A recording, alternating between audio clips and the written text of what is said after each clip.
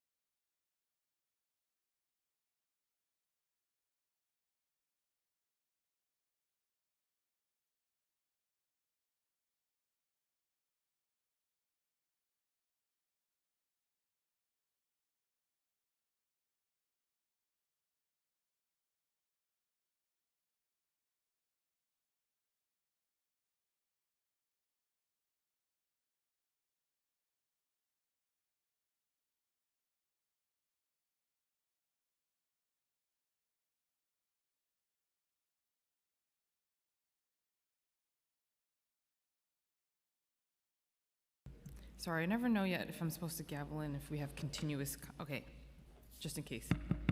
All right.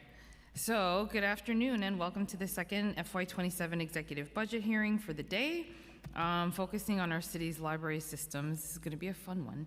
I'm Councilmember Linda Lee, Chair of the Finance Committee, and I'm pleased to be joined by Deputy Speaker Dr. Natasha Williams, Chair of the Committee on Cultural Affairs, Libraries, and International Relations. I've been joined by my colleagues, Councilmember Hudson, Lewis, Maloney on Zoom, Councilmember Brooks Powers, Councilmember Ressler, Shulman, Jay Sanchez, and Councilmember Osei. So welcome, Tony Marks, President and CEO of New York Public Library, Dennis Walcott, yay, President and CEO of Queens Public Library, sorry, I just had to, Queens. Karen Sheehan, Vice President and CFO of Brooklyn Public Library, and your respective teams. Thank you all for joining us today to answer our questions. On May 12th, 2026, the administration released the Executive Financial Plan for FY26 to 2030 with a proposed FY27 budget of $124.7 billion. The library's proposed fiscal 27 budget of $526.6 million represents an increase of $35.2 million or 7.2% from the $491.4 million originally budgeted in the FY27 preliminary plan.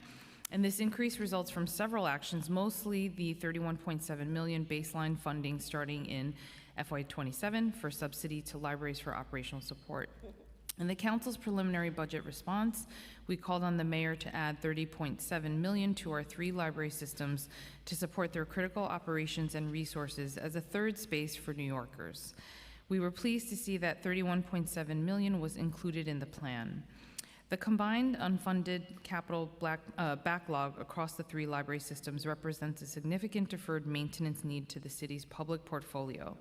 The distribution of capital needs is deeply inequitable, and branches in historically underserved neighborhoods are disproportionately represented among the most deteriorated facilities. Further, during the preliminary budget hearings, there were design, build, and broad application concerns and procurement issues identified. As New York continues to face an unprecedented housing affordability crisis, the council remains interested in opportunities to maximize public assets, including the thoughtful development of affordable housing on top of public library facilities where appropriate. These projects represent a unique opportunity to modernize the aging library infrastructure, expand community space, and create much-needed affordable housing while ensuring libraries continue to serve as vibrant and accessible centers for New Yorkers. And I will now turn it over to my co-chair for this hearing, Deputy Speaker Dr. Natasha Williams, for her opening statement. Thank you. Good afternoon, and thank you to everyone joining us today for the Committee on Finance, jointly with the Committee on Cultural Affairs, Libraries, and International Relations, Fiscal Year 2027 Executive Budget Hearing. I would like to welcome the representatives from the 3 public library systems and my colleagues in the Council. New York City's 3 library systems, the New York Public Library, the Brooklyn Public Library, and of course, the Queens Public Library, together operate 220 branches across all 5 boroughs, making them one of the largest public library networks in the country. These institutions are essential community anchors supporting literacy, workforce development, and lifelong learning for millions of New Yorkers every single day.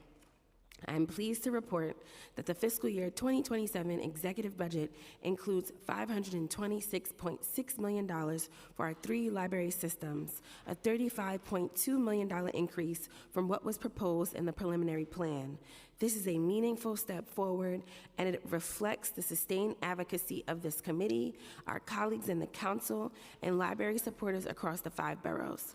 Of particular significance is the executive's plan decision to baseline $31.7 million in additional city funding for library operating expenses beginning in fiscal 2027.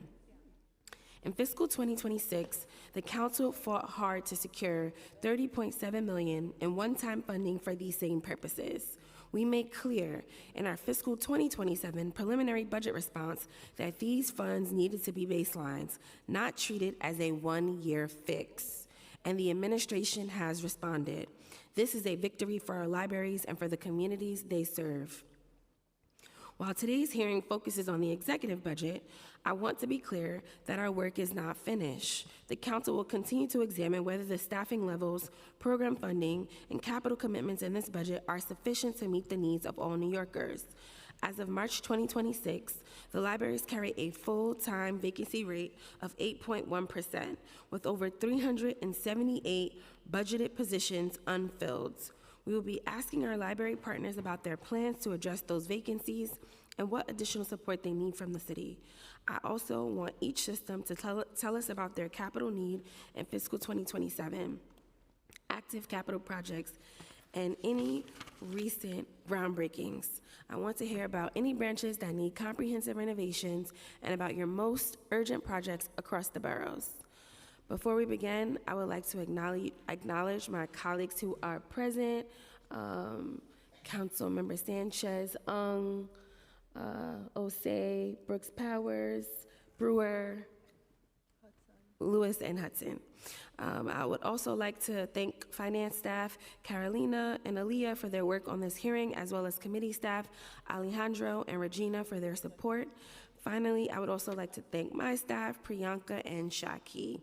I'm going to ask my colleagues to limit their questions and comments to 3 minutes. I will now turn it over to the committee council to administer the oath to members of the administration, but this is not the administration, so I don't think you get sworn in. So with that, turn it over to you. Okay, one quick thing before that. So just as a reminder for this year's executive budget joint hearings, we will take public testimony on all agencies' executive budget on Wednesday, June 10th, beginning at 9:30 a.m. So please let your folks know that it's going to be on June 10th, Wednesday, beginning at 9:30 a.m. Okay, sorry. Now you can go. Good afternoon. Do you affirm to tell the truth, the whole truth, and nothing but the truth before this committee and to respond honestly to council member questions? President Marks, I do. President Walcott, and Vice President Sheehan. You may begin. Good morning. My name is Tony Marks, and I'm the president of the New York Public Library. It's a particular pleasure to be with you all this morning. I want to thank City Council Speaker Menon, Deputy Speaker and Committee Chair Dr. Williams, Finance Committee Chair Lee, and all the members of the committee for this opportunity to testify on the Mayor's fiscal year 2027 executive budget. As we all painfully know, for many years, all the library systems, including NYPL, faced at this juncture significant cuts to our operating budget. Each year started with those deficits, with advocacy just to get back to even. Last year, at the last minute, we were held harmless and achieved additional funding, and so we're hugely grateful to the Council for leading the fight to make us whole. But that total of $32.7 million in restored and increased funds, as we all know, was one-time and not baselined. So that was still the budget dance, as we lovingly call it. The budget dance is laborious, it's costly, it diverts resources and our attention and efforts from where they belong. But this year, we are so pleased to say, is different. Mayor Mamdani has delivered on his promise to end the budget dance with an executive budget that restores and baselines the libraries at $31.7, plus an additional $2 million for the Council's efforts to expand Sunday service in his FY27 preliminary budget. We are incredibly grateful to the Mayor for that effort. And of course, we recognize and celebrate the City Council's ongoing essential advocacy and support. It is so refreshing to spend May and June doing the work of the libraries instead of the advocacy to keep us whole, so we can focus on our Sunday service, our after schools, our summer learning, and so much more. But that is the foundation that brings us again to steady state, and it's a foundation with your help, with the Mayor's help, we would like to build on further. The Mayor has indeed acknowledged that his move in terms of bringing us up to baseline is intended to ease the upcoming negotiations with the City Council, and we hope those go very well. We ask you for increased expense funding, which stems from operating on a mostly flat budget for several years. New York Public Library alone has $52 million in unmet needs, particularly from rising costs of operations, because we know costs are going up for everything, collections the same, and continued emergency repairs. We are also looking for a transformational capital investment from the city of $150 million for each of the systems, and we hope that you will consider a $10 million request in capital funding from the Speaker and the borough delegations to address unexpected shortfalls and new projects. Let me dive in for just a minute. On the expense side, As I've mentioned and has been already mentioned by the chair, rising costs of operations, including technology, cybersecurity, compliance with unfunded mandates, require us to fit the bill. We have to fit the bill for maintenance, equipment, healthcare coverage without any increase in funding. Collections are so essential to what we have and what we can offer to our community, and we know the costs of those have risen alongside increased demand. We should celebrate that increased demand, given that's not the case in terms of reading across the nation. Let us not be stingy in giving the people of New York the books that they are eager to read so that they will continue to read more. We cannot be hamstrung in our efforts to meet the diverse needs of our community, including diverse collections in every neighborhood. We have, of course, a budget we need a budget for emergency repairs to help us reduce unplanned closings. When we are closed, we cannot provide any of our service or access to our collections. And given that our buildings are small and often aging structures, they face real maintenance challenges.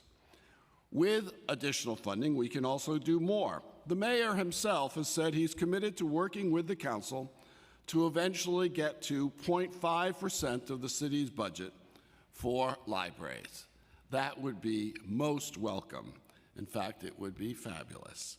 With that additional $28 million for NYPL alone, we could expand hours and days of services. We could continue to expand for instance, our high school after school, where the attendance last year was 68,000. That's a 31% increase over the previous year. We can continue, again, as an example, to host career fairs at a time when it's increasingly hard for our teens to find jobs. We had 1,600 attendees in the past. We'd like to do much more. The PMRR continues to show steady increase in all of our program attendance, library card holders, computer and wireless sessions. The New York Times, in its survey of 35,000 New Yorkers, showed, quote, more funding for libraries as the top choice of our citizenry. On the capital side, our services are, of course, of little value if they don't happen in places that feel safe, welcoming, and modern, let alone open. Many of our locations are in need of long-term structural upgrades and renovations. Continued progress is challenging for many reasons, as we have discussed for many years. That includes a city process that often results in wildly increased costs and shortfalls, therefore, and significant delays. We know that the council is very aware of this situation. The mayor is very aware of this situation. In his commitment to excellence in government, he has talked about the need to enact reforms. Meanwhile, we are so delighted to be working with the deputy mayors who are focused on this effort. We have a great new head of DDC who we are also looking forward to working with. We look forward to any partnership that will create creative approaches to avoid cost overruns and delays so that we can use the funds made possible by the citizens of New York more effectively. We also look for a transformational investment of $150 million for each system. You'll recall in 2016, we got $100 million. We used that to do complete renovations of 5 century-old Carnegie libraries in some of the most high-needs neighborhoods of the Bronx, Manhattan, and Staten Island. As has already been mentioned by the chair, another are our co-location projects, where we use the air on top of libraries for affordable housing. We have discussed these with Speaker Menon, with the administration, with respective city council members. We are eager to do these co-location projects wherever that is possible going forward. Alongside that, we have also $10 million in undesignated funds from the Speaker and borough delegations that really would be essential for us. They gave us the flexibility to address unexpected shortfalls and new work that could be done in time for council members to celebrate during their terms those completed projects with their constituents. As the mayor has recently noted, the budget dance kept libraries on the perpetual back foot, desperately trying to keep the same floor year after year instead of being able to advocate for more. We are so grateful to the mayor for getting us here, and here we are advocating for more. The libraries have always faced significant cuts in previous years. It is so wonderful not to be facing that this year. And it was always the City Council who joined us and championed our efforts. We are relieved not to be fighting to get back to even at this juncture. But we are doing more, we want to do more, costs have gone up, so we need your help so that we can continue to do the great work that New Yorkers depend upon us. We are the most visited civic institutions in this town. We are in every neighborhood, including the poorest, and we are proud of our efforts to meet the needs of New Yorkers, whatever they are, and to work with you to make that possible. Thank you so much for this opportunity to testify.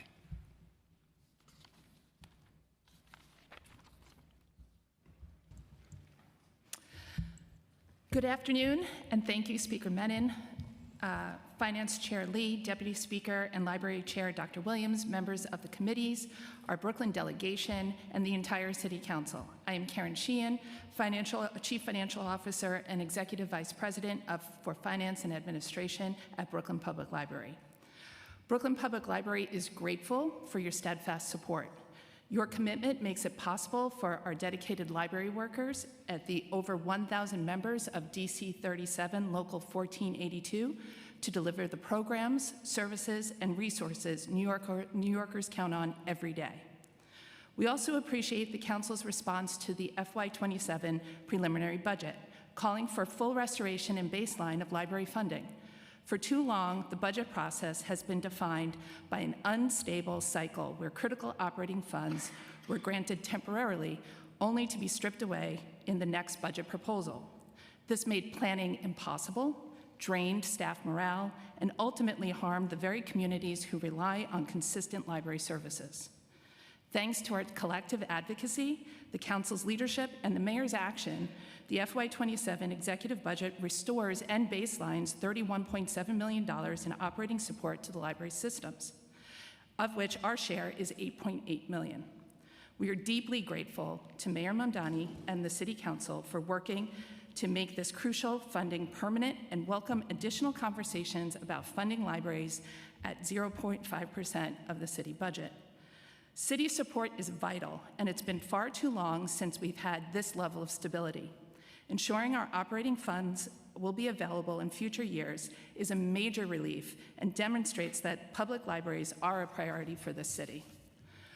We appreciate the end of the annual budget dance. However, we cannot rely on this restoration alone. As it stands now, the library's budget is flat without additional funding to address our remaining operating gap. After years of fighting back cuts, we have struggled to provide service as funding has not kept pace with the growing demand and the increased cost of doing business.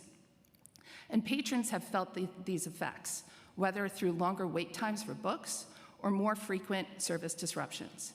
In the last calendar year, Brooklyn neighborhoods lost 177 hours in unplanned delays and closures at their libraries due to staff shortages. The restoration proposed in the executive budget will reduce our operating gap from $17.5 million to $8.7 million. While this is extremely helpful, a significant shortfall remains that will continue to erode service across our system if further steps to address it are not taken this year. Libraries are vital to the fabric of this city. Brooklyn Public Library and our dedicated employees are serving more patrons, protecting intellectual freedom, encouraging civic participation, and helping New Yorkers thrive. Across our 62 locations, the need for our services is only growing. In the last calendar year, Brooklyn Public Library recorded over 6 million visits, circulated books and digital materials over 10 million times, and welcomed 841,000 attendees to our public programs. Adult literacy and education programs enrolled over 1,100 learners pursuing high school equivalency diplomas and career certifications. The workforce development team hosted over 1,600 career workshops and one-on-one counseling sessions, helping close to 16,000 individuals looking to advance in the job market. And just last month, we partnered with the Department of Labor and 6 elected officials to host a job fair that filled our lobby of the Central Library with more than 1,200 job seekers. While it is heartening to provide this opportunity, it just underscores the growing need for these vital services. We cannot keep doing more with less. As I mentioned earlier, Brooklyn Public Library must contend with an $8.7 million in unavoidable costs in the upcoming fiscal year. A significant driver of this shortfall comes from mandatory non-discretionary expenses.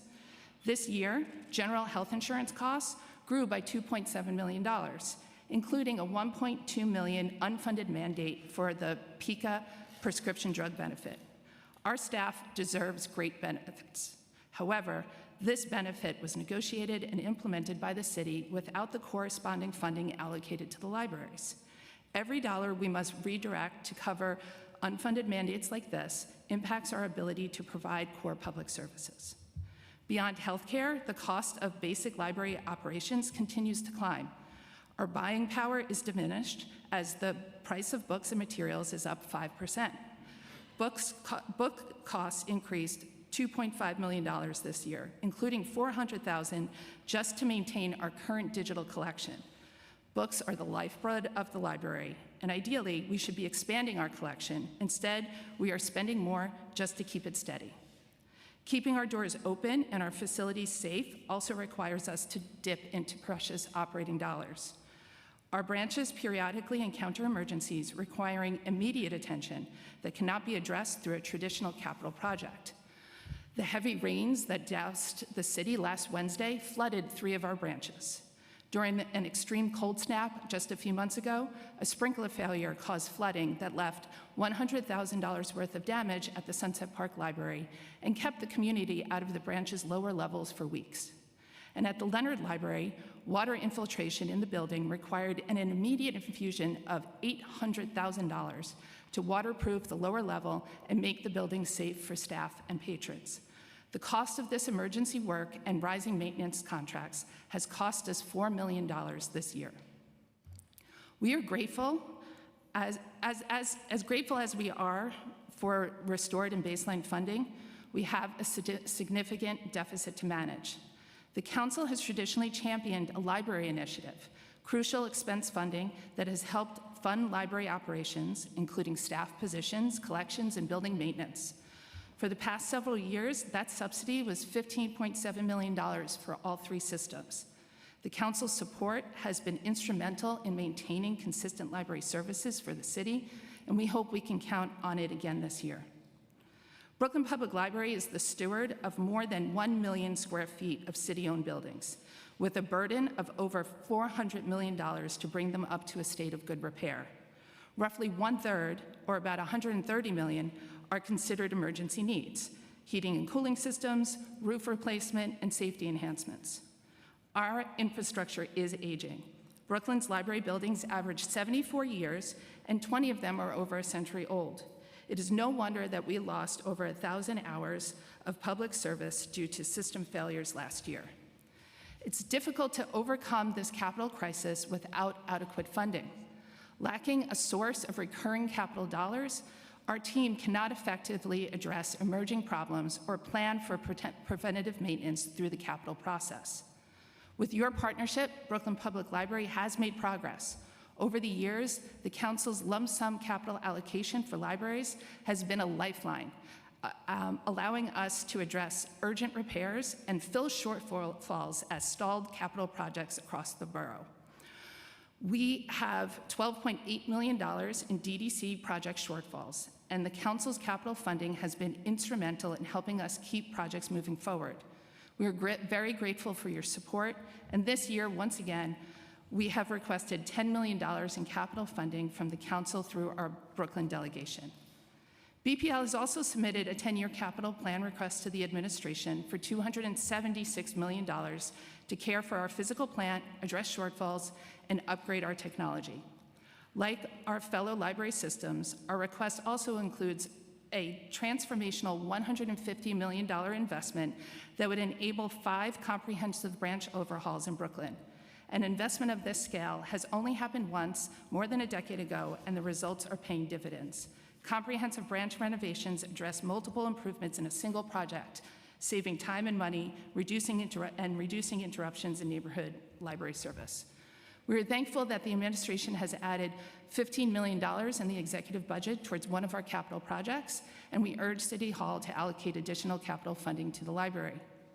We thank the Council for your longstanding borough-wide capital support and our members who have generously funded library projects in their districts. In a poll at the start of the new year, the New York Times asked readers, how can we make the city a better, more livable place for all? And New Yorkers overwhelmingly ranked funding libraries as their top priority. Libraries are a beloved public good, and as a library user named Kentney wrote to us this spring, Brooklyn Public Library made it possible for a shy, introverted little immigrant girl to travel the world, explore magical lands and fantastical creatures. From those pages, she learned to be open-minded, fearless, and become a lifelong learner, a bookworm committed to social justice. Brooklyn Public Library is grateful for the relationship we have with all of our patrons, our staff, and all of our city's leaders. We look forward to continuing to work together, serving our communities with investment that they deserve. Thank you so much. Thank you, Tony and Karen, and good afternoon, Speaker Menon, to Chair Lee, to Deputy Speaker Chair Dr. Williams, and the esteemed members of the City Council and the various committees that are represented today. So, you know, my folks always have an over-under how long it will take before I deviate from the script. So for those who have under 15 seconds, they'll be the winners today. Because I just want to take this personal note to thank each of you for your support, but more importantly, your advocacy both at the full City Council level, but also in visiting our individual libraries as well. They make a tremendous difference to our staff members, to the people who work day in, day out. And before I came down here, I was at Central, and I always try to be at Central when possible at 10 o'clock in the morning when we open our doors, because it really just reinforces the value of who we are as a library. And so walking through our door, we had 2 classes from PS 95. We had people who were coming to a teen librarian training program. We had people who were coming for job guidance, for ESOL classes, and of course to read the books and to receive the various program services that we offer. I mean, that's who we are as a library, and all of you know that. And your advocacy allows us to continue that. So I just wanted to add that in because, you know, you guys are always there for us. I mean, you're there in so many different ways, both from a collective point of view, but also when you're getting on our case as well, as far as making sure we're providing the appropriate services to the community. And so what to Tony and Karen had to say, I basically say ditto, and I'm not going to read all my remarks, but quite frankly, how it pertains to Queens, but also look forward to your questions as well. You know, our budget for fiscal year 27 and beyond allows us to plan effectively for the out years. I mean, we're always reacting based on the cuts, and this gives us a foundation to really take a look at the moving forward and what it means. But I would not be honest if I didn't say we're not satisfied. And the not satisfied is because, as Karen indicated, as Tony indicated, basically we have stayed flat, if not even gone further back. Costs have been shifted to us. That's buried deep inside the budget. Karen talked about the PICA additional expense that we have to absorb, and that was not there before, and that's $1.2 million. We have contractual insurance premiums that are going out of the roof. We have mandated expense, which means that we are forced to spend less on books, e-books, and other library materials, and defer branch maintenance and repairs, and forego other key operational needs, and each of us can cite the number of hours we have lost as a result of those needs. And like Karen also indicated and Tony mentioned, as a result of the recent flooding, while we only had one library that we couldn't open for the day because of the flooding, in the past, we've had library after library after library that has suffered as a result of this deferred maintenance. Having our unmet needs addressed would enable us to provide the public with more efficient service. Meanwhile, last fiscal year, we lost 442 public service hours due to unplanned closures resulting from building issues. And again, with the planning that allows us to do with this baselining of the money, and we thank the mayor for that, it allows us to take a look at what we can plan for this coming fiscal year and moving ahead as well. But the needs are still there. We need more books and materials, as Tony and Karen have indicated in our collections, which would improve wait times, the ability to hire branch and support staff, resulting in enhanced public service and programming. That's so important. Our HR team at Queens has done a masterful job over the last year in working collectively with all the departments within the Queens Public Library to make sure we're bringing people on. But having that money there allows us to do that in a better way. Like I imagine Tony and Karen, and if I slip and call you Linda, I'm just so used to 10 years. I haven't done it yet. I've been good so far. But just having Linda as that partner next to me, I'm so used to it. And having upgraded public IT networks to ensure safe and updated systems for internal and external use, and reinforcing our buildings to avoid the infrastructure issues and unplanned closures. We know the City Council recognizes this and the tremendous impact that libraries have on the lives of New Yorkers. I'm blessed. I'm extremely blessed to have the Queens delegation. The Queens delegation, and I look at each of you, has been outstanding for us. You're there for us on a regular basis. We have that type of relationship with each other. When we see each other at parades like yesterday, and we're able to interact, when we see each other at our libraries, and we see each other when you're walking down the street in front of one of your libraries, and I happen to be visiting there. Each of us has that unique relationship. In Queens, you guys are really on the money for us. And we appreciate all the money you have put in place, and that's been baselined this year for our Sunday initiative as well.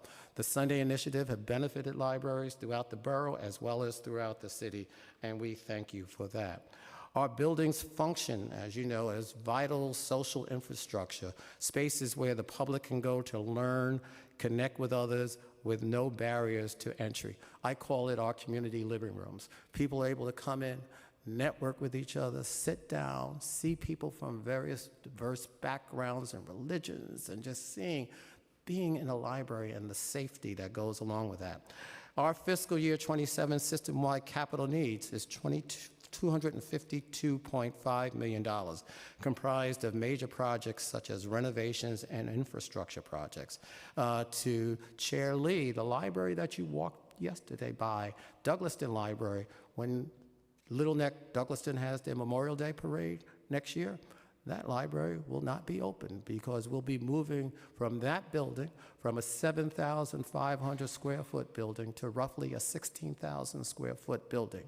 So we'll be expanding our infrastructure, not just there, but in a number of your districts as well. That's why libraries are requesting from the administration $450 million, $150 million for each system to renovate at least 12 buildings throughout the city. For Queens, we're looking at Hollis right now, which is under renovation. Astoria, our Carnegie Library, is under renovation. Paisley Park, full renovation as well. Soon to be opening a brand new location for our Lefrak City Library on the opposite side where we were, because that building had been flooding the Lefrak Library. And now we will have a brand new Lefrak Library. And for me, and I have to give you that definition, summer technically goes to December 23rd or so, but we'll be opening it this summer and before December 23rd, when it's actually nice out summer and not the cold part of summer. And so we have these buildings currently under construction, and Auburn as well. And Arvern, I look right over there because Arvern, you can see the tangible results of the construction because it's been closed off, not the library itself, but we're lucky to have a lot where we're building an extension onto Arvern.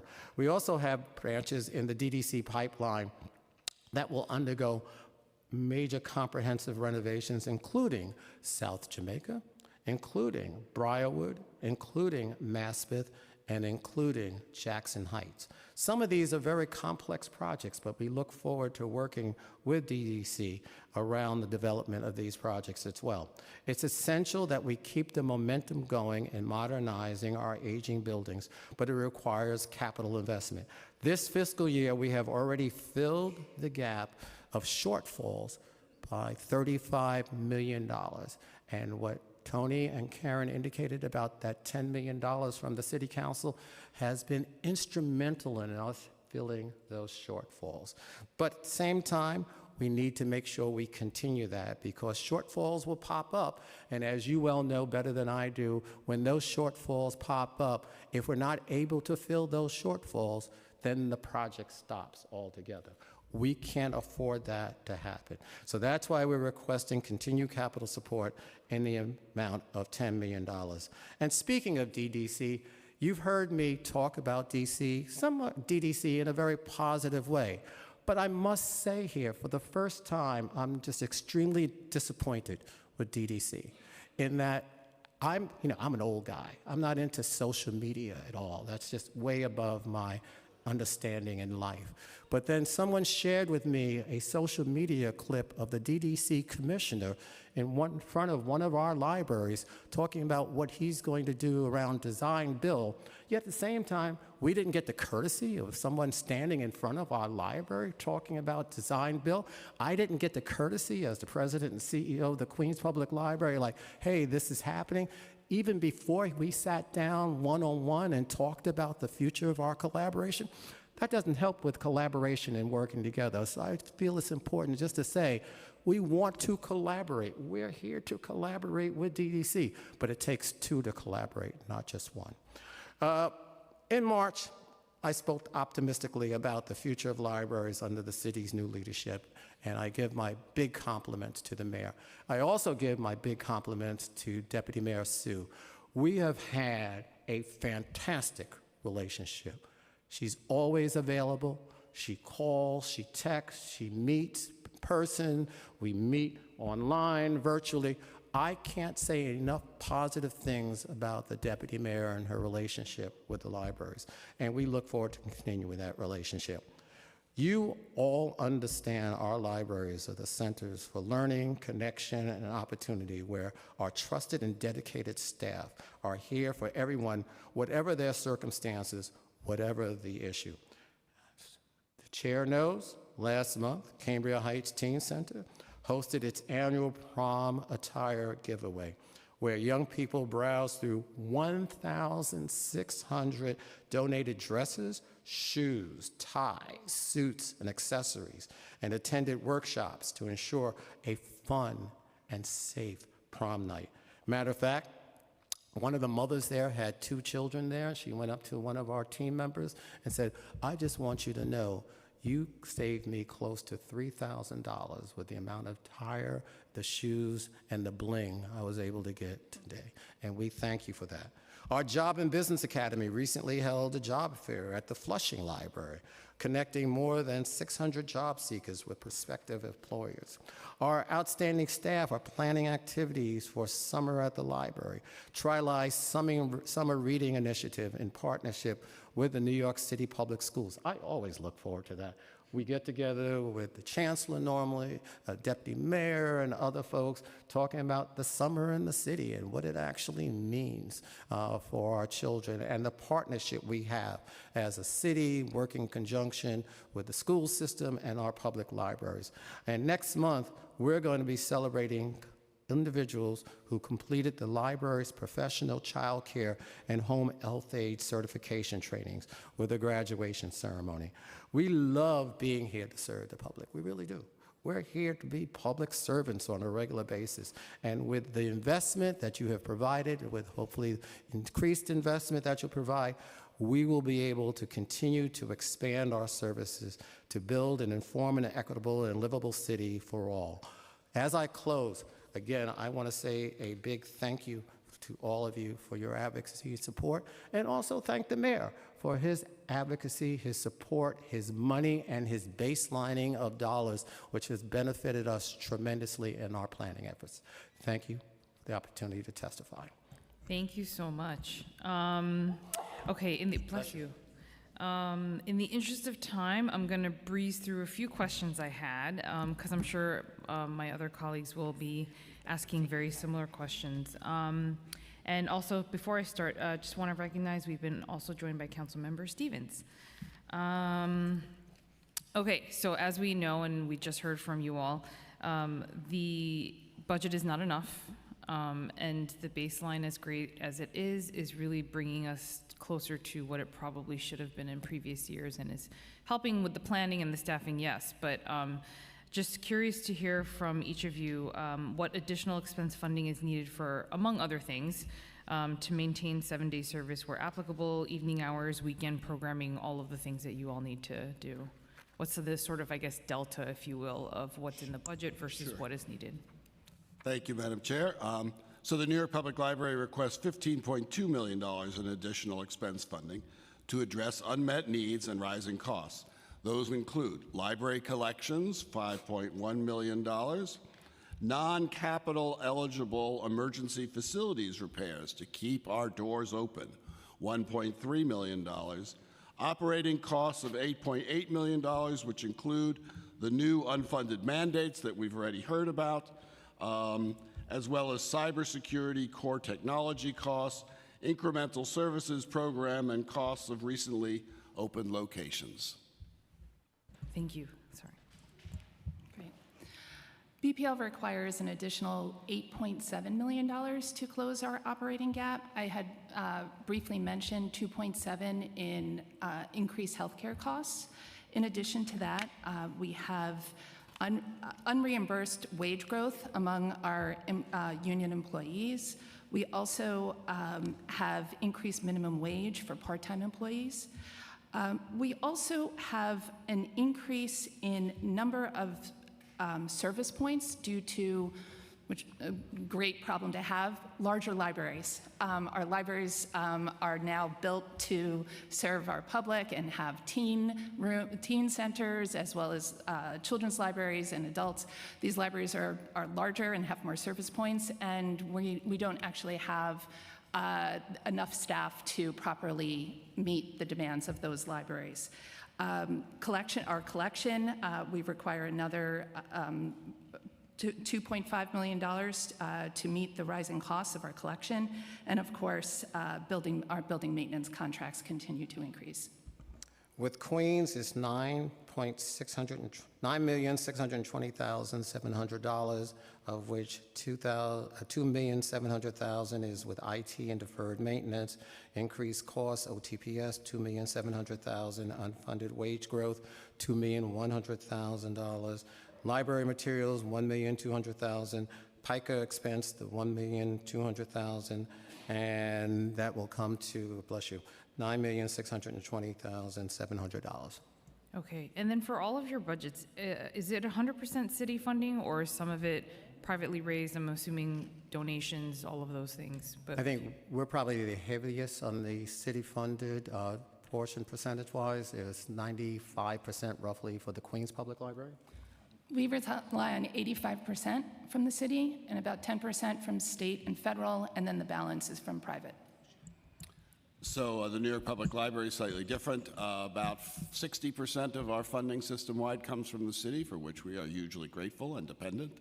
But when we get some state funding, partly by formula, 20 million, and some earmarks beyond that, it is private funding, return on an endowment, as well as our job, my job, to raise somewhere around $80 million a year, which funds the research library for all five boroughs and for all comers from anywhere around the world.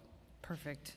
Okay, so I'm just going to go really quickly into the Moya Mayor's Office of Immigrant Affairs English Language / ESOL funding.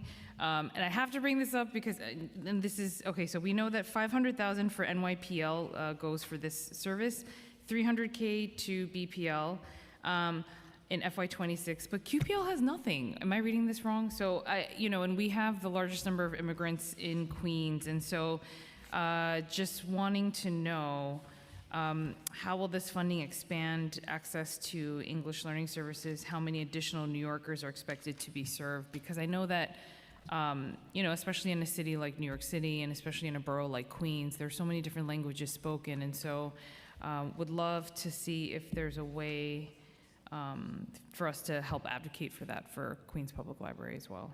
By all means, and we do get support, and I'll get you Okay, information. maybe I missed that. Yeah, I'll get it in a couple of minutes and then let you know. Okay, so I'll be a little less angry then. No, If there's money going to QPL. Okay. But if you guys could just talk about those programs and services and if there is an additional need to expand that and how many folks you're serving with that. Great. I can jump in. Since July 1st, 2025 to present, BPL has delivered 78 classes across 32 branches, including 3 virtual sites, and we've served 1,488 patrons. Continued funding of $500,000 would support next year would support the We Speak NYC English classes and multilingual immigrant navigation. We do this work in collaboration with our adult learning and outreach services. Of course, we would greatly appreciate any additional support for this program. It's very well attended and the demand is high. At the New York Public Library back in FY25, we received $350,000 to establish English learning and support centers in 20 branches. In FY26, we got an additional $500,000 allowed us to add 10 more branches. This is all part of a collection of works aimed at the immigrant community, those who need help with English. This is a moment in history where not everyone in this country is being as respectful of the immigrant community. It is in our lifeblood. It is basic to us. We are the first stop for most immigrants. We respect everyone. We serve everyone. We don't ask for any papers from anyone. Everything we do is free. These are essential resources for our new New Yorkers, and we've all been new New Yorkers at some point. So for us, it's $500,000 as well. We hosted classes at 28 branches, and we can break down the 28 locations, but those locations are in many of your respective districts within the borough of Queens as well. No, thank you. And of course, as we know, a lot of those services and folks who come to your library systems are receiving a lot of other social services, and I know you all partner with our offices as well, so thank you for that. And my last question is just around the capital funding, which we know is not enough because, there's an additional $212 million, which is in the capital commitment plan, which is great, in FY27, and just wanted to, knowing what the limitations are in the $212 million, if you could each walk us through what specifically increase in the capital plan for the preliminary to executive plan includes for each of the branches, and is this driven by new projects, rescoped existing projects, or re-estimated costs? Sure, I can jump in. I'm actually not familiar with the $212 million number, but I can share with you that BPL has received $15 million from the administration in the executive budget, and that will support our Sheepshead Bay Library project. And we're seeking for FY27, I believe, a total of about $48 million. In order to meet our full needs in FY27. So with Queens, we received, and we're very appreciative, $18.5 million for Broad Channel, and Broad Channel is our smallest library. But again, internally, what we do, we have a rank priority order as far as those libraries that have capital needs, especially emergency capital needs.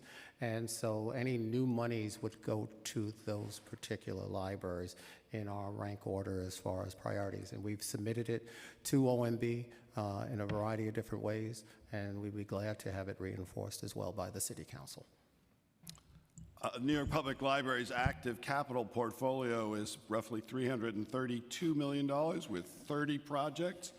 Our current, the executive budget is $21.3 million for capital improvements. The mayor provided 16.5, as well as funding from the Bronx Borough President for Soundview City Island, the Manhattan Borough President for Hamilton Grange, Washington Heights, Schaumburg. We're grateful for all of that, and there is so much more work to be done.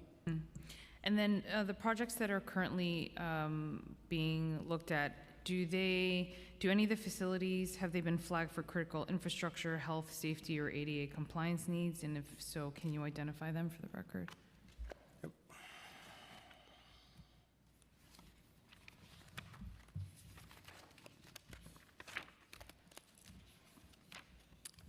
I can say that, I know that we have only 4 branches that are not yet fully ADA compliant. We have plans, I believe, on 2 of those. One of those is really hard for us. We've been working with city agencies, just the physical realities, landmarks, et cetera. So we currently have 37 active projects with the Department of Design and Construction, and part of that includes some ADA as well, and we have one in your district, Chair, that's several years off, that is Queens Village, which has ADA compliance as well issues, and so that's on our drawing board, and there are a number of projects that we're looking at as far as moving forward with our capital infrastructure work. BPL has $40 million in critical infrastructure needs going forward. I don't actually have that broken down by specific projects, but we can get that to you.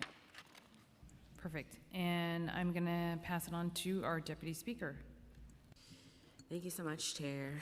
I just want to talk a little bit about state funding. What did libraries get in total in state operating aid, and what did each system get?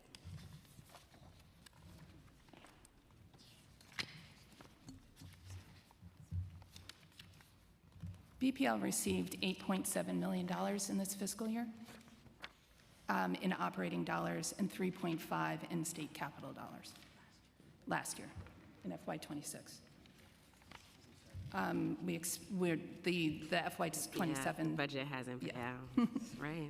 Guess you can tell us what you got last year. Queens, roughly the same. Total state expense and capital funding, FY25 was $21.9 million. And we know that the governor has proposed a budget for a very small increase in expenses for us, as well as capital aid is currently being proposed at a slightly lower amount. Thank you. Because the budget didn't pass, guess you could share what you got last year in total in state construction aid.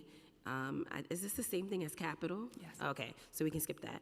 The fiscal 2027 executive plan includes a total $3.8 million in other adjustments in fiscal 2026 and $3.5 million in the out years.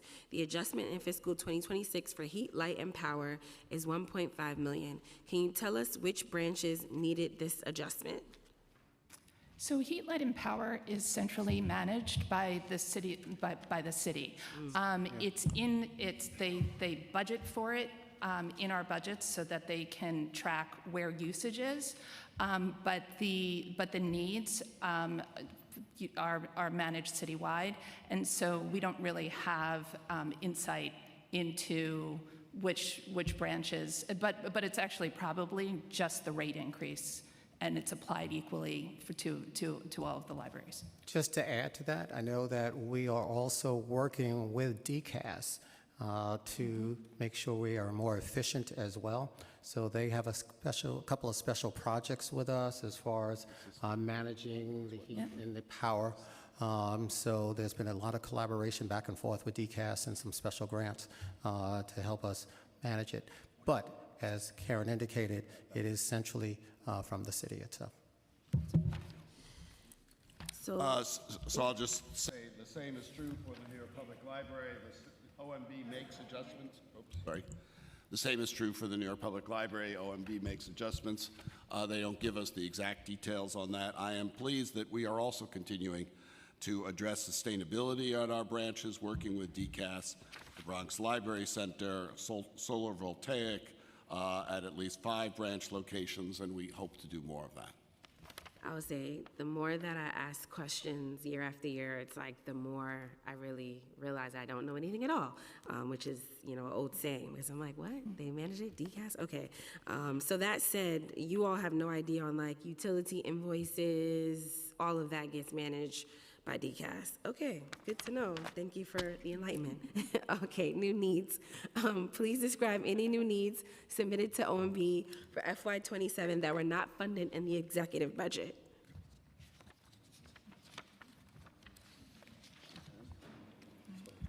Right. We had a $17.5 million, we're looking at a $17.5 million operating gap going into FY27. We're grateful that we received the $8.8 million in the executive budget, or we hope through adoption. That leaves us with 8.7. The need basically for us breaks down to increasing healthcare costs, as well as increased minimum wage for part-time workers, increased number of service points in our libraries. Our building maintenance needs continue to grow, and our collection, the cost of buying our collection continues to increase year over year. NYPL requests $15.2 million to meet additional expense funding and to address unmet needs. As I mentioned, that includes library collections, $5.1 million. Costs of books have gone up, and we need to make sure that we have more diverse books in all of our neighborhoods. Non-capitally eligible emergency facilities repairs, $1.3 million. That allows us to ensure that we don't have emergency closings. When we're closed, we can't do any of provide any of our services, as well as, most importantly, operating costs, new unfunded mandates, cybersecurity, core technology costs, incremental services. I do want to add that, you know, we hope to continue to work with the mayor and with you all to get to his goal of 0.5% of the city's budget. We're now 0.42%, so we're only talking about 0.08% of the budget. That $43 million for the systems would get us expanded services, more branch hours, services for all ages, research hours would expand, education programs would expand, more library materials, and additional Sunday locations that have been so important to the City Council. On the capital front, we have nearly $330 million in capital needs over the next 5 years. That includes $125 million for comprehensive renovations of libraries, as we have done with our 5 Carnegies previously, $80 million in state of good repair projects, $70 million for prioritized critical maintenance, and we are, as accordingly, requesting $150 million of transformational investment so that, as Dennis said, we can plan and we can execute, we can work with the city, get this done on time without delays, and really provide what the citizens of New York need and deserve. And again, ours is $9.6 million, and it goes to, again, the deferred work around IT and other areas that are important around our critical services, our unfunded wage growth, the library materials, the PICA expense, again, reinforcing that, it's 1.2, and that will come to 9.6. And Chair, if I may just pick up on a point that I wanted to mention to Chair Lee's question before, we have to always remind ourselves that we, the library systems, got a peg on the capital side that was never restored. That's impacted us as well. and that peg was 2 years ago. And as a result of that, we've had to really adjust accordingly with our capital work because that peg is catching up with us each year that we move further into our capital planning. So I just wanted to reinforce the point on the capital side as far as, while we have some capital money, that money is getting shorter and shorter as a result of that peg that was never restored. The PICA expense that you all have been talking about today, is this a newer expense that you all didn't intend to have to pay? Because this is the first time I'm hearing about it, so I just want to understand it a little bit more. The PICA expense. Yeah, so this is basically an enhanced prescription drug benefit for the union employees, and historically, the libraries were not required to cover this monthly expense. We received notification in December from OLR that starting January 1st, we would have to pay, I believe it's about $120 per union employee per month to cover this benefit. Like I said in my testimony, our staff deserves excellent benefits, so we have no concern about this benefit being offered to our employees. It's that the requisite funding to support this unfunded new need was not provided, has yet to be provided to the libraries. We are in conversation with OMB, and we hope that potentially those funds will be made available to us in adoption. It was shifted to us, quite frankly. Yeah. And as a result of that, while we appreciate the money that we've received in the baselining, it's an added expense to us. And as a result of that added expense to us, then that has to come from somewhere else. And so that's the key part of this. It has everything to do with the expense absorption, not what we want to provide to our staff. Right. Correct. So let me just put this in context. We would love, I think we would all love to see our colleagues who do amazing work to be paid more. That is not within our control. Those are negotiations between the city and the union. We really hope for great results there. The good news is when the city comes to a contract agreement on wages, we get the funding to cover that. This is an example that doesn't work in the same way.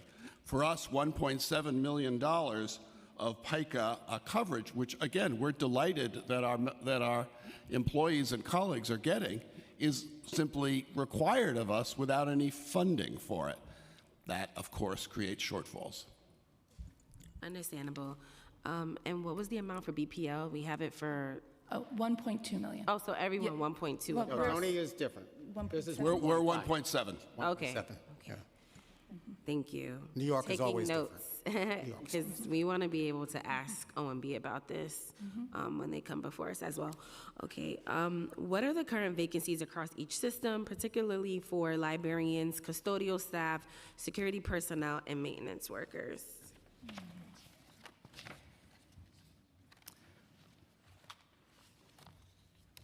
BPL currently has 87 vacancies. I would have to get back to you on the breakdown among the titles. I will say we all of those librarian titles, public safety officers, custodians, they're actually difficult positions to recruit for. It's actually a very competitive market, given and of course the salary that we're offering. So we're constantly recruiting for those positions. I would say we need quality candidates in each one of those areas. Similar to Brooklyn, I don't have a breakdown. We can get that to you, but our vacancy right now is around 80 individuals, and those are union employees. And with that being said, I do know, without giving you the specifics, that they're all across, from librarians to custodians to customer service individuals. I mean, so, but we've been doing really a better job. I mean, the marketplace has been very kind to us, but I think our team has also been great in the collaboration, both in the internal promotions as well as the recruitment of others and recruiting individuals. I'll give you one quick example for my Queens Council members, in that we have a strong partnership with the Queens College Library Program. And one of the professors there is also a full-time employee at Queens Public Library. What she's been doing is she's been holding her classes at the library itself.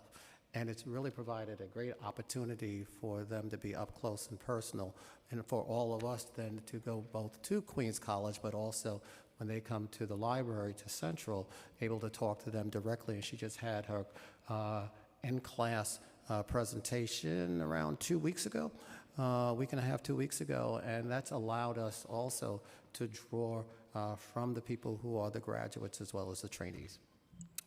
New York Public Library's current vacancies are a total of 113, though I should note that it's 54 of those that are in the branches. 59 are in the research library, which again is somewhat different. Again, hats off particularly to our HR function that does incredible work, but also I want to say in the years past where we have been doing the budget dance and not had certainty as to funding, we could not hire reliably because we didn't know if we would have the funding. That put everything off and increased vacancies. They were part of how we filled the gap until we knew what was coming. The fact that we don't have to do this year means we can continue to fill the vacant positions to meet the needs of every branch and all New Yorkers. Thank you, and that was a really important point. Dennis, you started to talk about some of the recruitment tactics, which that's super awesome that you all are doing that. Do you have any other challenges you want to share? I know you said it's a competitive market. I'm interested in where librarians are going, if not libraries, but I'm guessing other institutions. These two. And between I was going to say the same thing. Oh, These the two. competition is between the systems. Right. Gotcha. But yeah, any other challenges you want to share on recruitment or retaining staff? Sure. I'd like to actually highlight a response to challenge, which is our Pathways to Leadership program, and that's a program where we identify existing staff that are not in librarian titles. So maybe they're clericals or custodians, or is sort of basically anyone who is not has not received the credentials to be a librarian, and we support I think 5 people a year, five staff each year to pursue their master's in library services. And we provide them with the tuition support, but also wraparound services because we know that working and going to school at the same time and raising families is very, very challenging. And a lot of people fall out of their goal attainment because of those stressors. So we've privately fundraised in order to provide those staff the support that they need in order to complete their degree. I believe we're in the 4th cohort? Sixth cohort. So that's 30 new librarians to add BPL, and they're sort of homegrown. And so we're hoping that that is something we can expand upon going forward, because these are people who love libraries and love urban librarianship, right? They want to do it. And so being able to invest in them has been really gratifying for the community. So, Chair, I want to take this opportunity to personally thank you for representing us a week ago Friday at the gathering at the Brooklyn Public Library with the mayor. And I say that now because we had roughly 1,000 of our team members at a location in Queens for both staff development and also opportunity to see each other, which they haven't done in a while. And I mention that in the context of your question because it was a great both team building opportunity, but also a morale building opportunity for people to get together and to enjoy themselves, but also take part in professional development. In addition to that, we have employed e-recruitment, which makes it a little more transparent and also increases the timeliness of our hiring. We have tuition support program in place as well, and we've been able to do that. And then we also have it as part of our strategic plan as far as our visioning and the recruitment and involving our team in that process as well. So all the things that Karen talked about, I think we all somewhat model each other in that regard, but trying to just create an environment of being a true public servant to the public at large. So I think that the simple answer to your question is the cost of living in New York is the major constraint that we all face. That is the reality, which is why we hope that the city, together with the unions, will find a way to increase the salaries for our wonderful colleagues. One of the other examples of ways in which we assist our colleagues is tuition assistance, as you've heard from others. We have, I think, 70 staff roughly every semester. That's about $160,000 per semester, almost all of those going for MLS degrees. There are places where we are seeing if there's a way, working within the constraints of the union, et cetera, to find some private support to expand tuition assistance, because we know that there's even more interest and demand, which is fabulous. And we also celebrate our PAGE program, which provides incredible opportunities for anyone who is currently in school, in high school or in college, to work in the branches. It's often their first employment. And so many of those pages, I'm delighted, continue on to be regular employees of the system. So that's part of our pipeline efforts. Thank you. Just a few more questions on capital funding, and then I'll turn it to my colleagues who I know have additional questions for you. Everyone's favorite topic, capital funding and capital commitment plans, which this executive capital commitment plan includes an additional $212 million when compared to the fiscal 2027 preliminary capital commitment plan. So does this increase address any facilities that have been flagged for critical infrastructure, health, safety, or ADA compliance needs? If so, can you identify them for the record? And I know you did talk about some new needs and things that were not funded in the exec plan. So if you could just give us more details on that. BPL received $15 million for our Sheepshead Bay Library in the executive budget. Looking at next fiscal year, we have just under $13 million in DDC shortfalls. Those are projects that are in the DDC pipeline that cannot move forward because we are lacking enough funding to meet the current DDC estimates. So those are, sort of that would be the most urgent need going into next fiscal year on our capital side. We did ask for $276 million in the 10-year plan, and of course, those projects, that money would go towards new projects that would be initiated, not projects that are currently in progress. The New York Public Library's $21.3 million of funding for in the FY27 executive budget, the capital funding. The largest single item is, as the mayor has requested or provided, $16.5 million for the comprehensive renovation of the Great Kills Library in Staten Island. We're excited about that, but we're also excited about the projects that are currently in planning. And that includes Hamilton Fish, Huguenot, Westchester Square, long-time project, Woodlawn Heights, Castle Hill, Edenwald, Seward Park, Tompkins Square, West New Brighton, and, as I say, a total renovation for Great Kills, which is fabulous. For Queens Public Library, $18.4 million for Broad Channel. Our total capital need is roughly $253 million. And with that being said, that again, the capital piece is so important, and I'm glad it gets so much attention because it allows us just to provide critical services. I mean, without the capital investment that's been made by the council as well as others, meaning the mayor's office, it just allows us to grow our libraries and deal with the needs that we have. And again, just to reinforce Karen's point around the value of what you bring to us with your allocation to help us meet our shortfalls. And that way we don't have to stop our projects, and that helps us tremendously. Can I just reiterate from Dennis's point, to the degree we get investments in capital, in the 10-year plan is great. Any of those investments allows us to plan so that we can, do the great, our team does amazing work in capital improvements, but we have to know what we have to work with. That's step number one. Step number two, as I've already signaled, is we need to work with the administration. I know they're interested in this. I know the City Council is interested in this, in making sure that we don't face the delays and the additional funding that has come out of our DDC work.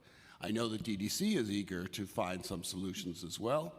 We want to work together so that there is funding that is sort of set, that we can plan on, and then we can find systems to spend that money that provide the best outcome for those dollars. Thank you. And yes, I look forward to hosting the roundtable that the commissioner said that he would host, both with the libraries and the cultural institutions, to get into the weeds, to try to come up with some solutions for the issues that have been raised for quite some time.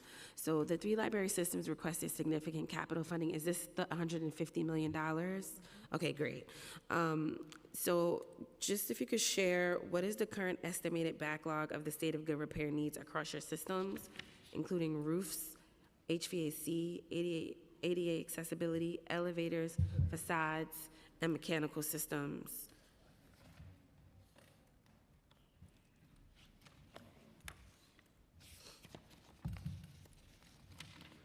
Hold on one second. Okay, so for BPL, it's, we require $400 million in additional funding to bring all 62 branches up to a state of good repair. Of that, $130 million is for critical infrastructure. So that's failing roofs and heating and cooling systems and life safety, fire and life safety enhancements. I can give you a breakdown of the 130 as a follow-up. And just to go back to a point that I made earlier, excuse me, ours is $253 million, but again, we have a very detailed breakdown of all the capital work moving forward and critical capital work, and we'll be able to provide that information to you. But I think it's a really excellent educational tool because it shows you, I think, the hard work of our respective capital teams and our library teams and doing the analysis and having the backdrop of the why these issues are being raised from a capital point of view. So we would love to participate in that because I think there's a lot of rich material there that would be extremely informative to the council. So again, the New York Public Library's unfunded capital needs a total of $330 million over 5 years. I just want to be clear. That includes $125 million for comprehensive renovations, particularly at Francis Martin, Soundview, and Hudson Park. Again, I just want to be clear, we're asking for $150 million in a transformative capital investment so that we can plan, so that we can find a better way to get the results of that investment, working with DDC or whatever reforms are necessary that can be agreed on. And we're asking the City Council for a $10 million capital ask each system, which enables us to move forward and not have branches closed. Thank you. Can each library system provide an overview of its current vehicle fleet, including the number of vehicles, vehicle types, average age, and the percentage of the fleet that is beyond its useful life?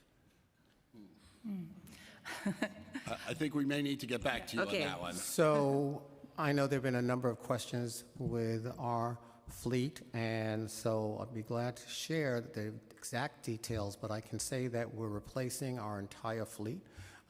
We have a number of our book transportation vehicles on order.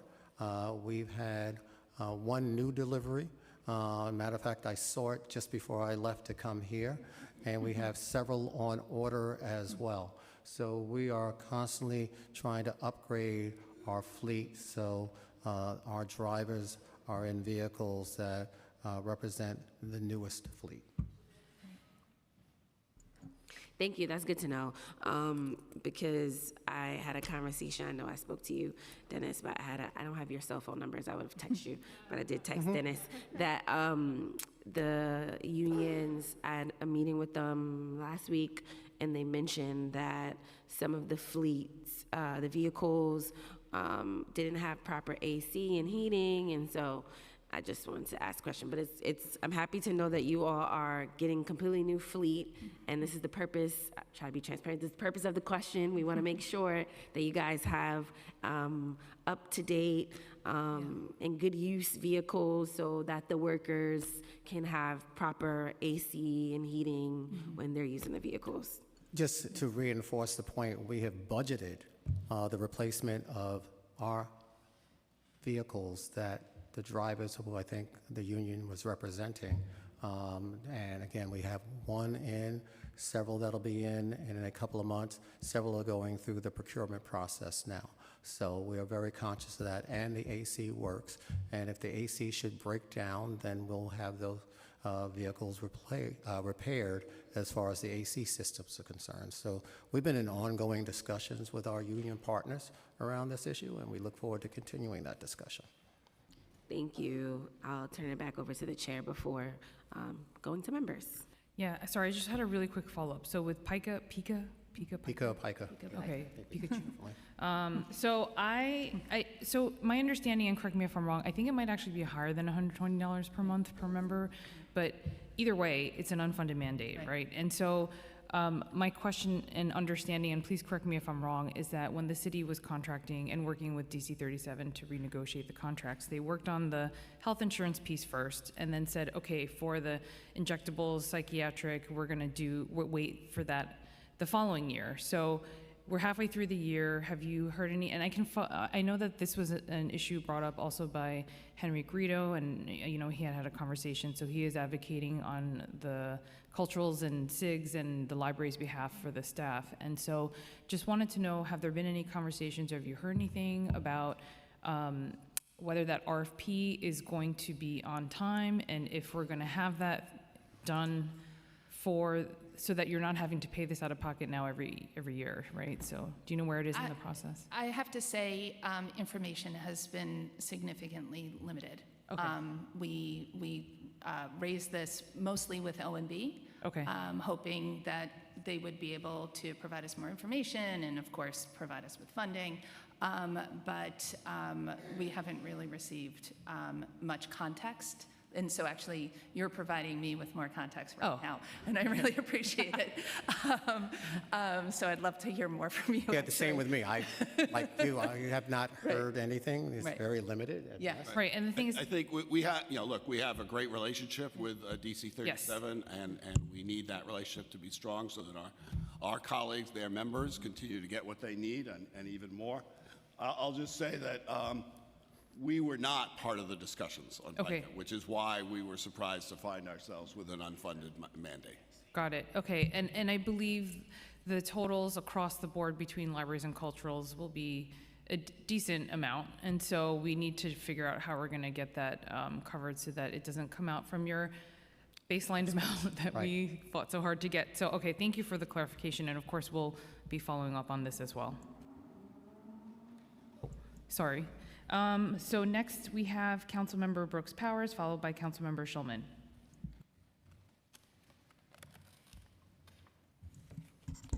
Thank you, Chair, and thank you to the leaders of our amazing public library systems.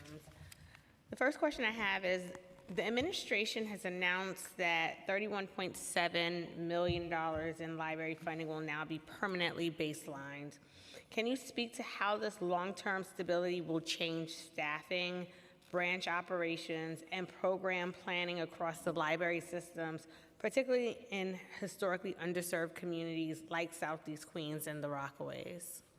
So as Tony indicated in his testimony or in response to a question, it allows us to plan properly, knowing that the money is baseline and hiring, so we're not always on edge as far as what the budget will look like. And now that we know that, it allows us to do even more active recruitment, so we have fully staffed libraries. Again, I think it's important that we're not necessarily moving ahead per se, that it's basically been baseline at a level that's basically the same, but at least it's a constant. And I think that's critical for us, because as a result of having it as a constant, we know what we're working on, and we know as far as what Karen and Tony have talked about as far as our internal systems and how our HR folks and our team members are able to do active recruitment and recruiting people for the jobs, and that impacts those areas that you identified in Southeast Queens, but for us, the entire library system where there is a need. That's the same for BPL. It gives us stability. It allows us to plan for hiring from year to year. Just to further expand on Dennis's point, without the funding in place for FY27, we would have had started to restrict hiring, right? So in April, May, and June, our HR folks would have started to pull back because they would have had to start planning for the lack of funding in the following fiscal year. This year, we're able to continue recruiting and filling those vacancies. And so from a service perspective, we're going to have people in those positions in July when we weren't able to before, and that should translate into more programming system-wide. So I think Karen has said it well. Remember, this is not an increase. This is keeping us steady. But it's also not the threatened decrease that would have in other years has meant we couldn't hire during these months. So vacancies increased because that was the way we were trying to prepare responsibly for the possibility of the cut. We don't need to do that this year. So we can continue to hire. We can continue in particular to meet the challenges of hiring in higher needs neighborhoods, whether it's in the Bronx or elsewhere.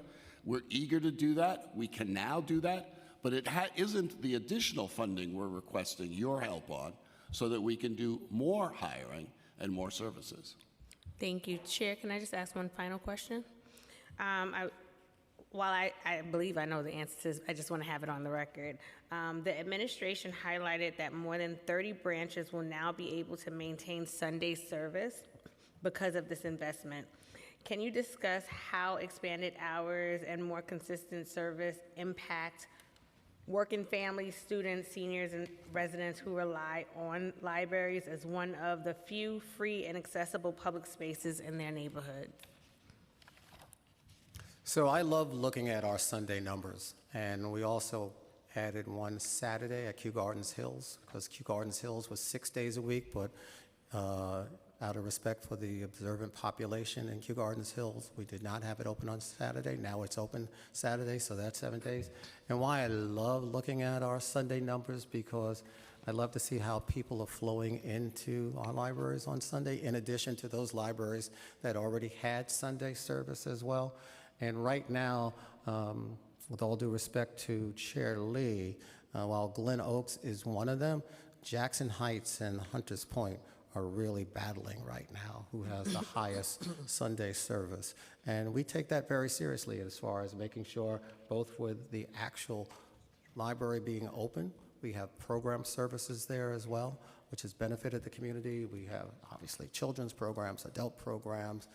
And just as a reminder, and I know this, I think, applies to Brooklyn and New York as well, that Sunday is a day where people are able to make time and a half.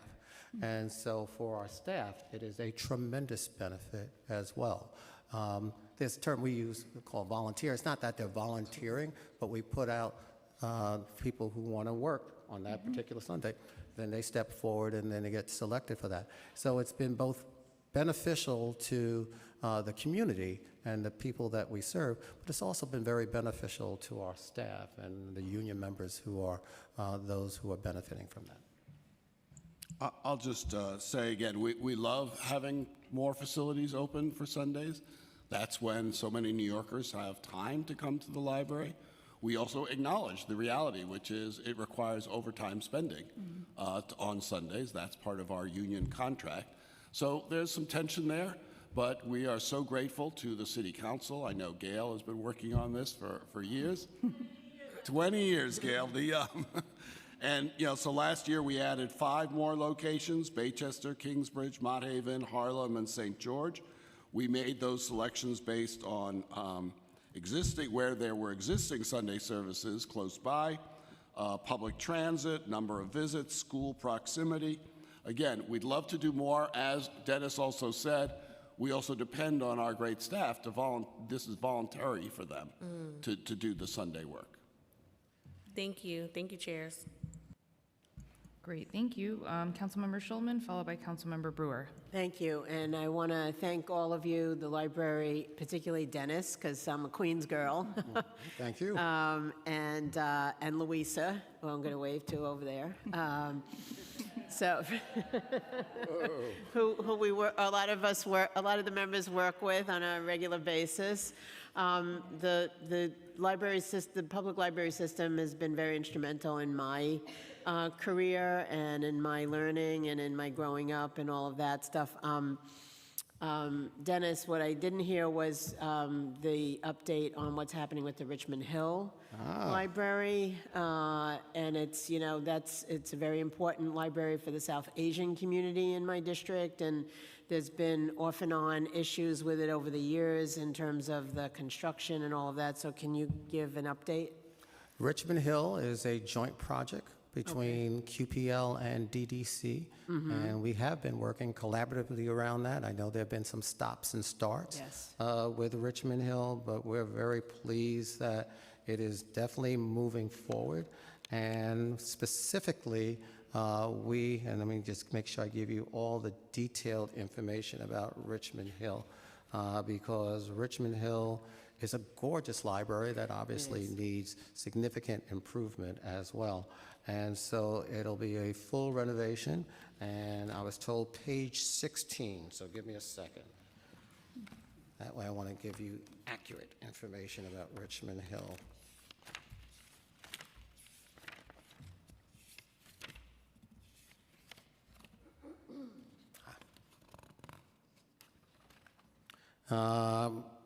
Comprehensive renovation, building and site, total funding obligation is $24.2 million.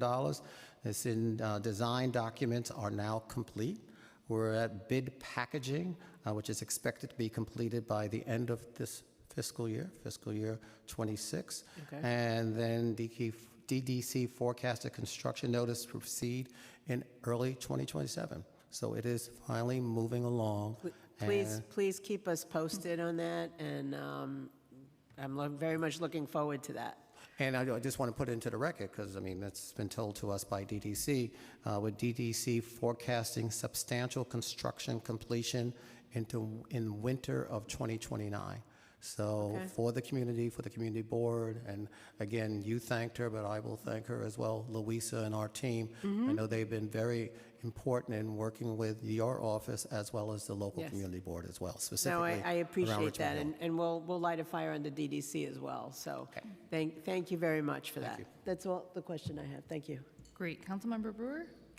Thank you very much. So in terms of technology, I know that's about 5 years, I think, per device maybe that you can last. So what are your technology budgets? Maybe you talked about this a little bit. I know it's under capital. And then how much more do you think you need? Is that something that you're asking for? I know when we did participatory budgeting, people in the community put that in as one of their high choices. So we will be adding that to the amount for New York Public Library, but technology seems to be a challenge. Thank you, Councilmember Brewer. Yes, technology is always a challenge. We always have to keep them up to date. We have more than 5,000 desktops and 4,000 laptops. We have 1,200 Wi-Fi access points. We get E-rate funding. That's from the federal government, but that's by formula, thank goodness. But we know, in addition to the ongoing requirements, there's still something like 1.5 million New Yorkers who don't have broadband at home. They come to the library, they know they can rely on the library, but we're working very hard to change that. We have a new neighborhood internet program with $3.5 million for our NYPL wireless. We've also gotten an additional $2 million appropriation through Representative Richie Torres Representative Torres and the mayor celebrated this combined effort. In effect, what we're trying to do is find a way to see whether the library's provision of Wi-Fi can be made available in people's homes so that we can provide, ideally, a free utility level In the of neighborhood. Wi-Fi for everyone in New York. In this day and age, think about the pandemic. If you'd been home without Wi-Fi, you couldn't go to school, you couldn't do your work, you couldn't do anything. That's crazy. New York deserves better than that. So you're trying to do that in different areas, basically to be the place where then it bleeds out, so they don't have to sit outside and. You've heard that story, right? We For don't about want 20 people having to years. sit outside our doors. They should be in the comfort of their homes, Okay. doing their schoolwork, their required but schoolwork. E-rate- Gail, I'm sorry, I missed that we have $15.1 million in capital projects for tech Okay. at moment. All right, and then, okay, and then we have, E-rate won't allow you to do that, so I know you have to find other funding. You And we cannot are bleed finding out other with funding. With E-rate, okay. And we're grateful to the mayor and to Representative Torres for that funding as well. $2 million, And HPD. The issue of how many branches in New York Public Library do have Sunday service out of the total? What is the amount that does have Sunday service? Hold on one second. Getting that for you. I'm not bothering with Queens What or number Brooklyn. are you at? It's all right. Right, no. I don't love the outer boroughs. No, I like Manhattan. We are, What did They you say? know that already. Everybody knows. Wait. You can ask your own damn questions. Go ahead. You know that already. Definitely Dennis knows that. Go ahead. I'm sorry. 7. I totally missed that. Sorry, I was looking for the answer. We were giving you time, Tony, to look so. We're currently at 13 branches open on Sundays. We added 5 last year with support and encouragement, essential support and encouragement of the city council. Okay. One other strange question. So I went to the, I would say, garage warehouse of DCAS. It's huge.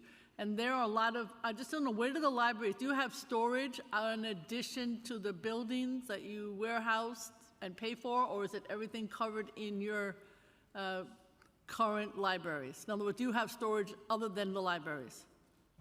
We do not have storage other than the libraries, though the research library has off-site storage. Right. That's the only one that exception. does. Okay, all right. Thank you very much. Thank you. Great, thank you. Councilmember Ressler? Thank you so much, Chair Lee and Deputy Speaker Williams, for your great leadership. It's great to see each of you. I firstly just want to wish Elizabeth Gilroy a happy birthday, much to her chagrin. Happy birthday. I hope all the NYPL team has also done the same. And I wanted to apologize because we had a hearing on capital project reform a month or so ago, and we were a little rushed on the library panel, not because we don't deeply care about capital project reform at the libraries, and your all's testimony, especially Ms. Sheehan's, was very insightful, and it was really helpful. So thank you for each of your library systems coming before us and sharing your insights. If I heard you all right, I heard that BPL has a $400 million in outstanding unfunded capital needs, that NYPL has $330 million, and QPL has $253 million. Did I get those numbers right? Got mine right? Yep. So I'm not great at math, but together that is just shy of $1 billion. Billion. A billion. Yeah. A billion. No, I said the billion part right. I got that. I didn't. I'm not overstating my math skills, but I got that. I got the B number. So we're talking about $983 million to be precise. In the current capital plan, there's only $943 million of funding. So what we're really saying is that half of your capital needs, for every failing library, for every failing HVAC system and roof, 1 out of 2 is funded. Is that right? Fair analysis. That's correct, though it also includes the major renovations, not just the HVAC repairs, et cetera, all of it. Yes, of course. And look, well, Ms., were you going to add something? No. So, I think it's just really important for us to note that when we wildly underfund the capital programs at your 3 library systems, it really means that our clients suffer and that our libraries close. My district is a couple blocks from the Leonard Street branch in Williamsburg, where we have dealt with extended closures because of flooding and different challenges. And when we fail to maintain our capital infrastructure, the buildings deteriorate, the libraries close, our communities suffer. And when we know that we're funding 1 out of every $2, 1 out of every 2 roofs that's leaking, 1 out of every 2 air conditioners that's broken, 1 out of every 2 failing libraries, we are failing our library systems. And so we have to look at ways that we both expand resources and capital investments in our libraries, but also how do we make these resources go further? And Ms. Sheehan, I was particularly impressed by your testimony a few weeks ago when you highlighted that when BPL is self-managing projects, you're able to, rather than DDC doing it, you're able to get those projects done faster and for less cost. So just wanted to ask the question. I know that our library systems are not in a position to take over the entirety of your capital needs, and you can't do all these projects. But could the library systems do more in leading more of your capital projects to help get them done faster and maybe stretch those dollars further? So thank you so much, Councilman. I would say BPL is currently at our capacity for capital grant, the capital construction grant program. Because the capital construction grant program requires the cultural institution and the library to have additional funding on hand in addition to the city capital dollars. It's also on a reimbursement basis. So the cultural institution and the libraries that participate in that program need to basically front every single bill and wait for reimbursement. And that reimbursement can take several months and years potentially. So for BPL, I believe we have 5 projects in the works, and we're really proud of them. And we hope as one of them gets completed, we're going to bring on another one, and it's something that we're very, very committed to doing. But we are likely at our capacity to take on more capital construction grants. That being said, if there was a way... If it was not a reimbursement-based model and... Well, that's what I was just going to suggest. If there was a way for the libraries to directly bill the capital budget for smaller projects, like we do when we buy technology and when we buy furniture for the libraries and when we initially outfit them, we actually can submit, all of that actually happens as a direct payment from the city. So if there was a way for the libraries to apply that model to HVAC repairs and roofs, then that would really open the door. Not for whole library reconstruction projects, but for very specific standardized repair work that's needed in your branches and that you all do time and again across the diversity of your system. That's correct. And there is some appetite. Of course, the devil is in the details. And there is a tremendous amount of oversight that would be required. Sure. And, I think we're still in the early stages of those conversations. Okay. That's very helpful. Any gentlemen, anything you want to add? I'll just reiterate. Thank you, Karen. Look, it's pretty straightforward. We need additional capital allocations and commitments so that we can plan and then we can deliver. We have stretched ourselves to do more of this ourselves. The Niarchos Foundation Public Library at 40th Street is an example of that. But that was a big financial stretch for us that we could do, but we can't do a system-wide of that. That means we need additional funding from the city allocated so that we can plan, A. B, it means that we need partners that will deliver on time and on budget. That has not been the case with DDC in the past. Those projects were typically cost twice as much, took twice as long, sometimes more than that. We worked to find other partners. The EDC is what we did, the 5 Carnegies. Those came in on budget and on time. So there is clearly an example that we can do better. We know we welcome both the city council and the mayor and the deputy mayors are open to this conversation. It's something we've raised in all the years I've been at the library, and yet we have never gotten to what seems like a pretty straightforward reform of this system so that New Yorkers aren't spending twice as much to get the same delivery. That just seems crazy for everyone. And then lastly, we get No, creative. we should only pay twice as much for our parks and our schools and every other project in the city. Well, we want to fix it for the libraries. I'm with you. I'm just, all right, I'll I've gone say on we too long. also get creative, which is the co-location project. So we try to be helpful to the city. We know the city needs more housing generally and affordable housing. We never used the air above us before. Now we're doing that. So we all are also happy to be innovative, and we're happy to continue to be innovative, working in partnership with the city council and the mayor. I just want to add one small point, if I may.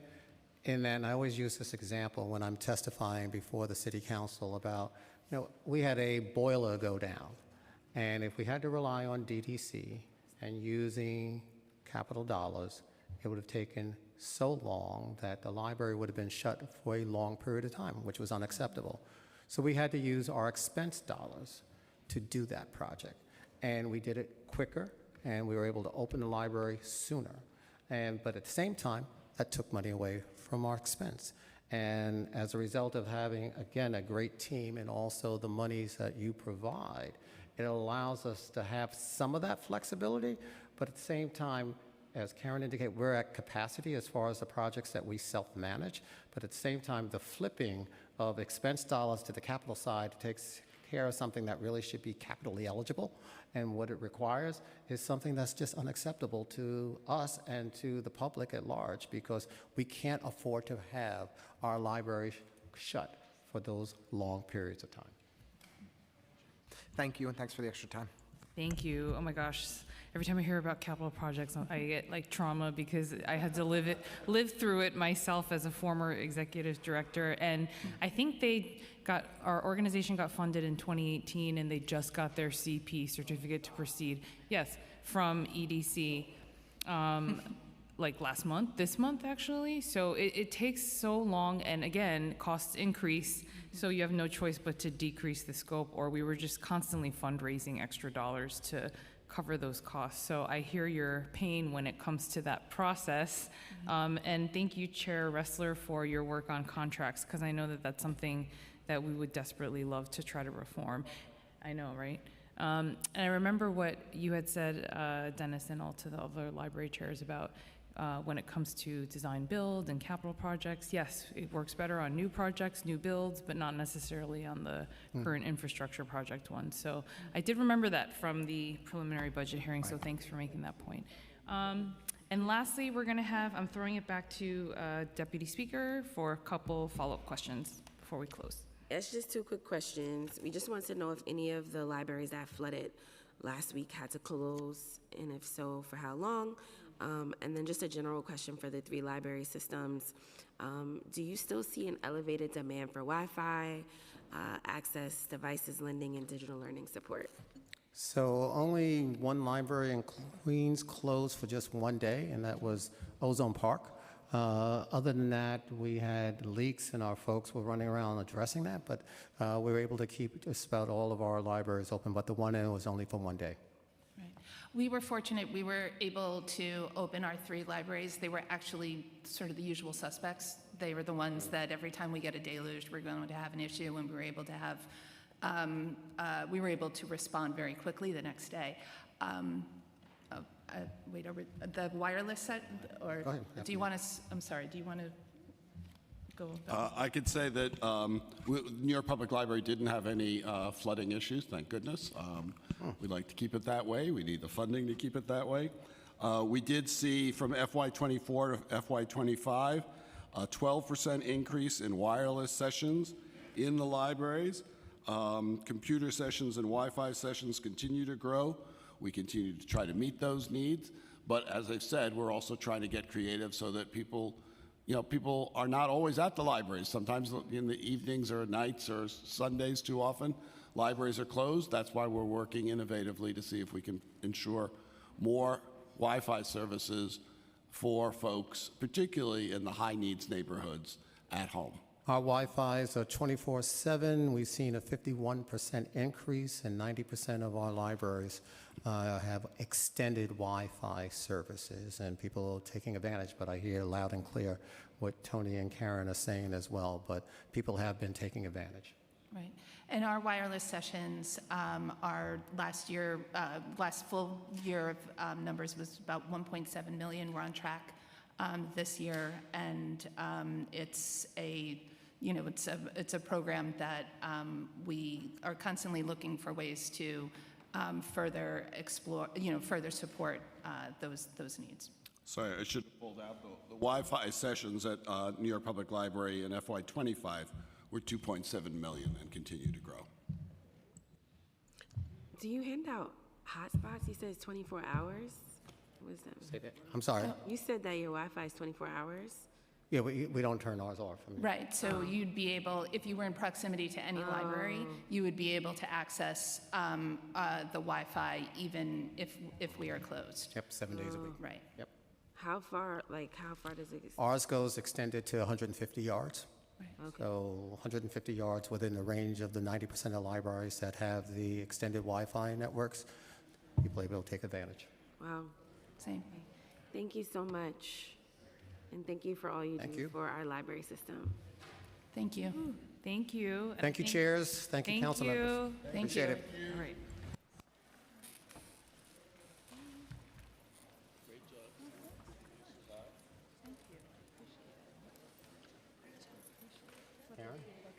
Thank you so much. Okay, quick 5-minute recess while we switch over to culturals.